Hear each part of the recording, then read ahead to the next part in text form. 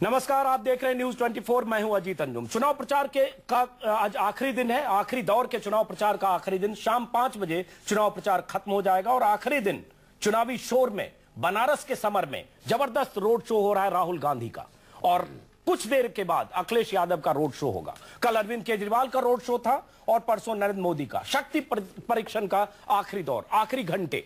और ये 3 तस्वीरें आप देख रहे हैं बनारस में, अलग अलग समय की तस्वीरें हैं। राहुल के रोड शो की तस्वीरें हैं। केजरीवाल बीमार हैं और केजरीवाल की टीम रोड शो कर रही है, जिसमें योगेंद्र यादव और आशुतोष हैं। और थोड़ी देर बाद अखिलेश यादव पहुंचेंगे। समाजवादी पार्टी के उम्मीदवार कैलाश चौरसिया के समर्थन में रोड शो करेंगे। 3 तस्वीरें बनारस से। बनारस में रोड शो का आखिरी दौर है और अभी राहुल गांधी का रोड शो 12 बजे खत्म होना था, लेकिन मुझे लगता है मियाद बढ़ रही है, क्योंकि राहुल गांधी के काफिले को बीएचयू के पास पहुंचना था 12 बजे तक, लेकिन उनके काफिले को पहुंचने में कुछ देर हुई है। 3 तस्वीरें बनारस से। हम सीधे ले चलते हैं बनारस आपको। बनारस में हमारे सहयोगी हैं कुमार कुंदन। वो बताएंगे बनारस का हाल, कितनी देर में राहुल गांधी वहां पहुंच रहे हैं और कहां तक पहुंचेगा काफिला।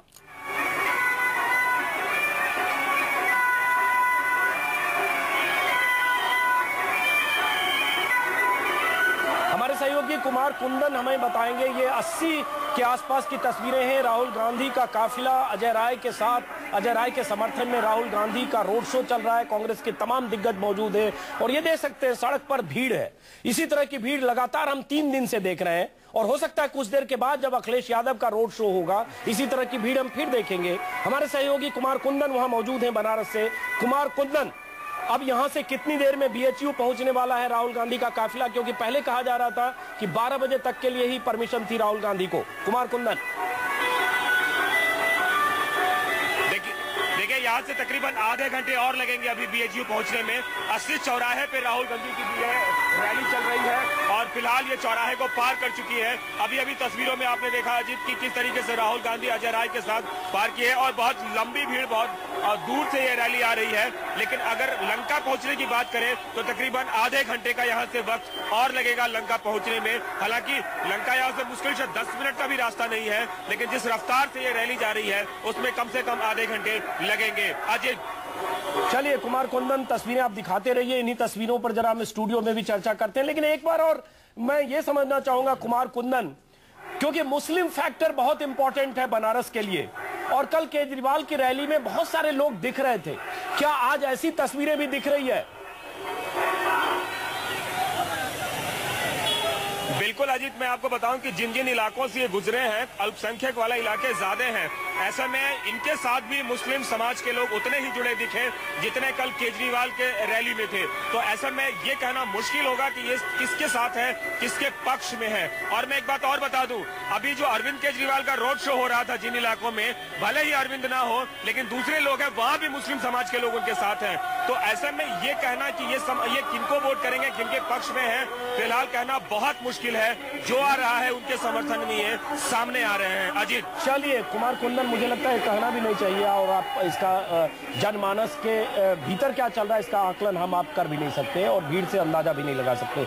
लेकिन जरा बनारस के मिजाज की बात करें प्रदीप सिंह जी, जिस ढंग से नरेंद्र मोदी ने जो रोहनिया में रैली की और रैली में तमाम सेंटिमेंट को जगाने की कोशिश की, गंगा मैया की बात की और ये भी कहा कि इलेक्शन कमीशन ने हमें गंगा मैया आप तक आने नहीं दिया और मैं फिर आऊंगा आप तक, और उसके बाद बुनकरों को लेकर और बनारस के विकास को लेकर बहुत हसीन सपने दिखाए। हसीन सपने इसलिए मैं बोलूंगा कि जो चीज 65 साल में नहीं हुई, उन्होंने कहा 1 साल में हम कर देंगे। बनारस के बुनकरों को एड्रेस करते हुए कि 1 साल में हम बनारस के बुनकरों को एक तरह से दुनिया के मानचित्र पर ला देंगे, तमाम बातें कही। क्या इसका असर होगा? और यही है जो बनारस के लोगों को लग रहा है कि मोदी अगर यहां से जीतते हैं और अगर प्रधानमंत्री बनते हैं तो बनारस को वो सब मिलेगा जो नहीं मिला है। देखिए जी, नरेंद्र मोदी का जो यूएसपी है हिंदुत्व के अलावा, वो है विकास का प्लान। आप ये कहते रहिए कि गुजरात में उन्होंने कुछ नहीं किया, जो दावा कर रहे हैं वो झूठ है, ये बात सही हो सकती है। आप ये कहते रहिए, जब ऐसे बोल रहे हैं नहीं, आपसे मतलब लोग जो भी उनके विरोधी हैं उनकी बात कर रहे हैं कि अगर आप कहते हैं कि उन्होंने जो दावा कर रहे हैं विकास का नहीं है, ये बात सही हो सकती है, हम कह रहे हैं। लेकिन इस चुनाव में लोग ये मानने को तैयार हैं कि नरेंद्र मोदी ने कुछ किया और कुछ कर सकते हैं विकास के मुद्दे पर। तो जब वो कह रहे हैं, ऐसा नहीं है कि नरेंद्र मोदी ऐसा कुछ कर देंगे, कोई जादू की छड़ी चला देंगे। बुनकरों की ही बात करें तो किसी ने उस समस्या को एड्रेस करने की गंभीरता से कोशिश नहीं की। नरेंद्र मोदी कर पाएंगे कि नहीं, ये 1 साल बाद पता चलेगा। जैसे नरेंद्र मोदी ने कहा बनारस में, प्रदीप जी, उर्मिलेश और आपकी भी टिप्पणी लूंगा, बनारस में उन्होंने कहा कि अमिताभ बच्चन को लेकर हमने ब्रांडिंग की, मार्केटिंग की और तस्वीर बदल दी टूरिज्म की। उन्होंने कहा, बड़ा दिलचस्प है कि बालू देखने के लिए, कच्छ के इलाके में बालू देखने के लिए लोग डॉलर खर्च करते हैं, और जब बालू से पैसे कमाए जा सकते हैं तो काशी के पास क्या नहीं है। बिल्कुल, टूरिज्म के लिहाज से काशी के पास वो सब कुछ है जो दुनिया के किसी शहर में शायद नहीं है। चाहे वो आदि नगरी की बात कर लीजिए, चाहे धर्म की बात कर लीजिए, सारनाथ वहीं पर है, मतलब क्या कुछ नहीं है बनारस के पास। तो बनारस की ही बात क्यों करें, पूरे देश की बात कीजिए, हम अपने सारे जनप्रतिनिधियों और सरकारों की बात कीजिए कि जितना विकास के लिए, विकास की जितनी संभावनाएं हैं हर क्षेत्र में।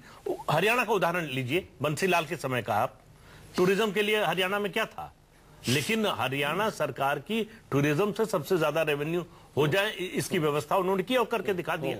तो अगर कोई भी लीडर उसमें ये विल पावर हो, करना चाहे और विजन हो तो कर सकता है।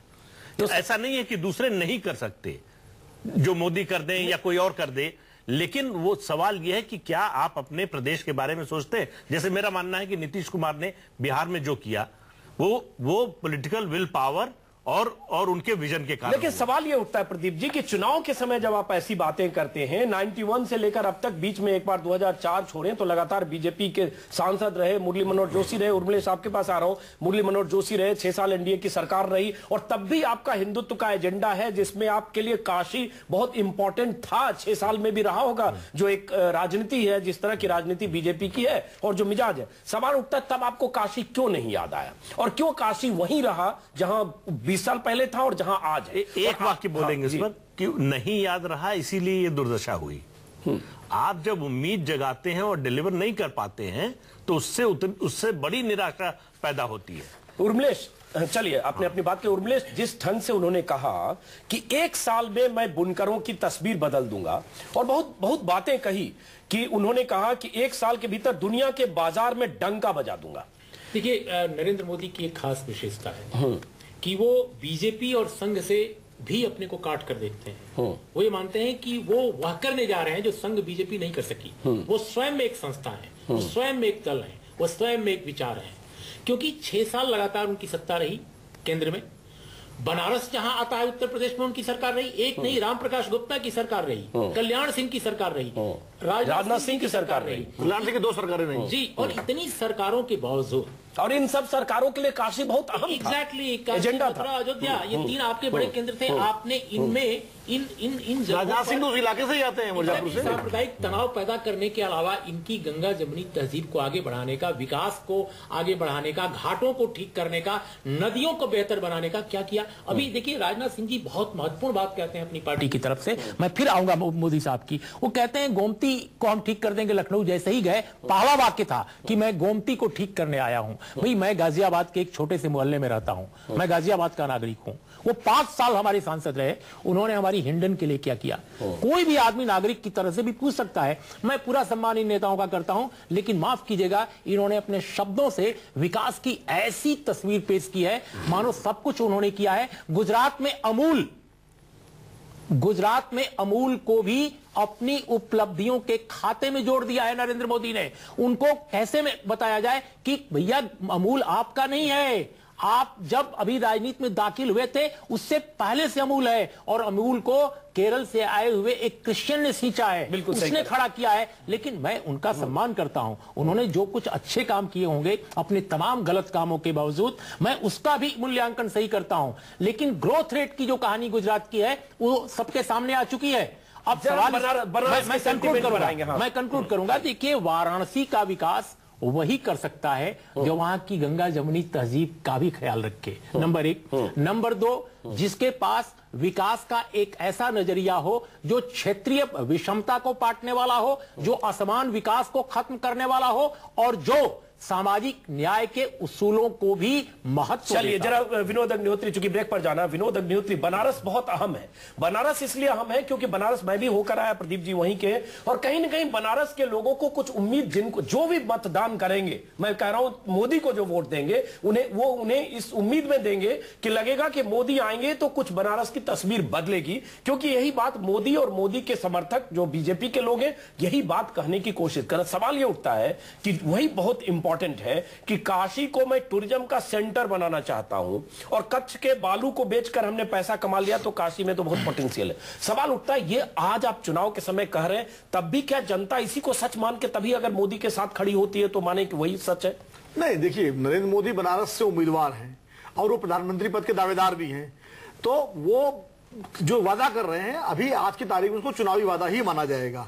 जहां तक काशी को विश्व का टूरिज्म को बनाने की बात है, मैं एक बहुत महत्वपूर्ण बात सवाल खड़ा करना चाहता हूं। पहले नरेंद्र मोदी जी ये घोषित करें कि वो बड़ौदा छोड़ेंगे या काशी छोड़ेंगे, ये एक बहुत बड़ा प्रश्न है। क्योंकि अगर लीड पैमाना हुआ और अगर काशी से लीड कम हो गई और बड़ौदा में ज्यादा रही तो दबाव उनके ऊपर गुजरात का बनेगा। प्रधानमंत्री बनेंगे कि नहीं बनेंगे 16 मई को तय होगा, किस स्थिति में रहेंगे, ये वादा कर दिया। दूसरी बात ये बुनकरों की जहां तक बात है, भाई सूरत के हीरा उद्योग की क्या स्थिति है, भावनगर का हीरा उद्योग की क्या स्थिति है, राजकोट के इंजीनियरिंग उद्योग की क्या स्थिति है, जरा पता करिए ना।